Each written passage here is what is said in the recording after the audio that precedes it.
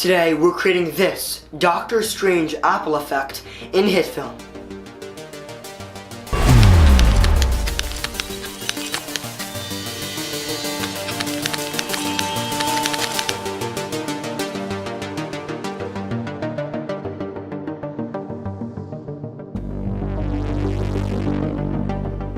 Welcome to Backyard Filmmaking.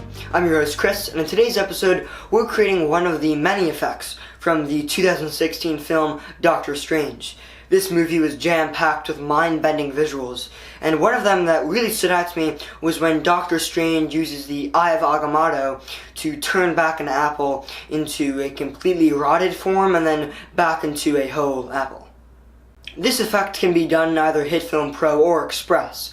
I'll be using Pro, and I think the only difference is the fact that I use the Ultra Glow effect on one of the steps in this tutorial. So if you're using Express, you could either download one of the add-on packs that includes it. I'll probably have a screenshot somewhere to show you which add-on pack includes the effect, or just use the glow effect. Without further ado, let's get started. Here we are, the updated HITFILM Pro. I've already brought in a lot of the elements that I'll need to create this effect. This includes the Apple footage, which I'll explain more later, my performance, and this Zodiac wheel. Why do I have this PNG? Because I used this image when creating the magical circle. I started off with this because it's one of the more easy parts of this effect. All I did was follow along with the HITFILM tutorial from the official channel and whip this up in a couple of minutes. I didn't want to spend too much time on this asset, and the provided tutorial does it quite quickly, so I'll link that in the description if you'd like to follow along. With the magical circle asset now composed, we can get into creating the effect itself. For starters, I'll be making my performance into a composite shot named footage. This is just one of the many composite shots that will be created throughout the creation of this effect. With this now opened, I wanted to start tracking my hand so I could parent the magical circle to it. My first idea was to use the built-in motion tracker, so I created a new point named hand tracker, as well as a new tracker. However, attempting to use this method proved challenging because of how much my hand moved out of frame. So I scrapped this idea and just manually tracked it by keyframing the position of the hand tracker point so it stuck with my palm. With my hand finally tracked, I brought the magical circle composite shot into the footage composite shot and began to do some colorization. I used the Ultra Glow effect on the asset and changed the glow to green, then lowered the intensity a bit. I sized down the circle and parented it to the hand tracker point. With this circle now moving with my hand, I wanted to give the circle some more motion, so I keyframed its rotation so it would spin. I activated motion blur to add some additional punch to the effect. With this out of the way, we can get into the bulk of the effect, the apple morph.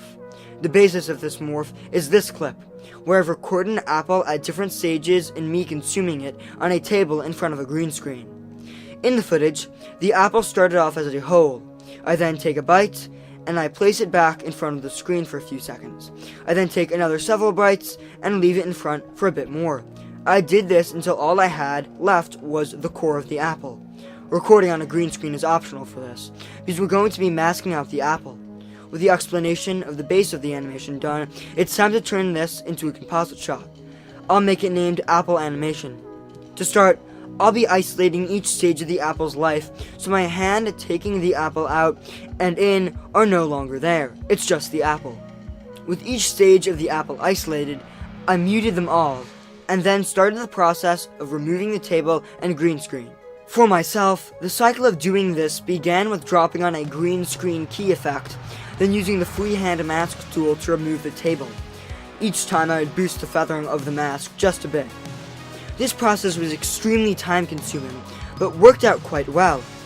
With the back and table removed, I had to speed the transformation up so it would sync better with my movements. To do this, all I had to do was shorten each stage of the apple down so the end lined up with my first hand movement. With the first half of the animation complete, it's time to create the reverting of the apple from core to whole. This is a lot easier. All I had to do was duplicate each apple stage and place them in reverse order. Similar to the first half, I made sure the timing was perfect for the end. To tie everything together, I dropped on a grade layer and just adjusted the color temperature a slight bit. The animation is now complete, so I'm going to drop this composite shot into the footage composite shot and start to blend things together. For starters, I sized the apple down and dropped it onto the cutting board. After making some timing adjustments, I wanted to add more depth to the effect. To do this, I added a drop shadow effect onto the composite shot. I made several modifications to ensure that the shadow looked more natural. These included dropping the opacity of the shadow and managing where the shadow is placed. The effect is really coming together now. However, I wanted to add more movement to the shot. The type of camera movement I wanted to create is similar to the one from the movie. For this, I had to create one last composite shot named Final. Here, I brought in the footage composite shot and increased its scale. With an increased scale, I had leverage to move the position of the frame around so I could create the desired camera motion.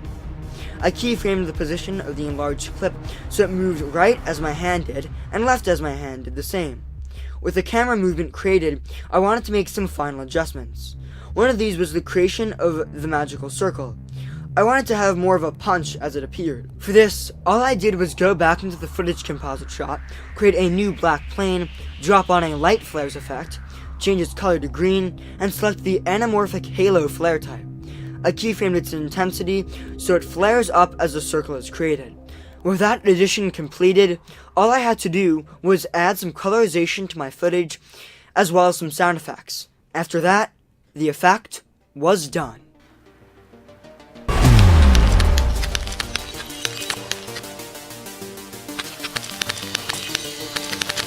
And that's the effect. I'm pretty satisfied with how it came out. I think it's somewhat easy to do. I think the filming of the apple base is kind of tedious, and actually cutting up the pieces and masking out the apple itself does take some time, but I think this effect really just requires a lot of patience. Do you guys think I should attempt to tackle some other Doctor Strange effects? If so, would it be from the Doctor Strange film or from Infinity War? If you have any Doctor Strange suggestions, comment them below. Thanks for tuning in to today's episode of Backyard Filmmaking. Don't be afraid to hit that like button or even subscribe. If you have any other suggestions, comment them down below, and thanks again for watching.